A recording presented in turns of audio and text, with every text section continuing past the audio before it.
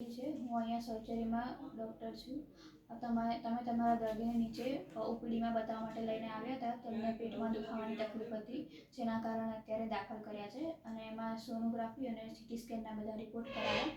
એમાં CT scan અને સોનોગ્રાફીના રિપોર્ટમાં એવું બતાવે છે કે આંતરડું અંદર અટકાઈ ગયું છે, મતલબ વળી ગયું છે, જેને અમે અમારી ભાષામાં ઓબ્સ્ટ્રક્શન કહી શકીએ છીએ. અને ઓબ્સ્ટ્રક્શનની સાથે આંતરડામાં ખરાબો થયો હોય એવું પણ લાગે છે. એના કારણે અત્યારે ઓપરેશન કરાવવું જરૂરી છે દર્દીને, કેમ કે આગળ ખોરાકનો માર્ગનો અટકાવ થઈ ગયો છે.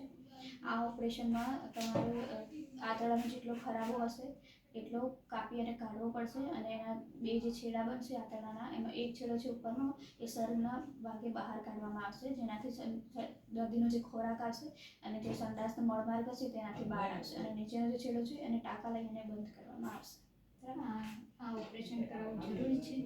હા, મતલબ આ ઓપરેશન નહીં કરાવવું દર્દીની હાલત વધારે ગંભીર થઈ શકે છે, કેમ કે દર્દીને ખોરાકને આગળનો માર્ગ મળતો નથી. દર્દીને સંડાસ કરવામાં બી ઘણી તકલીફ થાય છે. 4 થી 5 દિવસથી સંડાસ નિયમિત થતું નથી, એટલા માટે ઓપરેશન કરાવવું અત્યારે જરૂરી છે.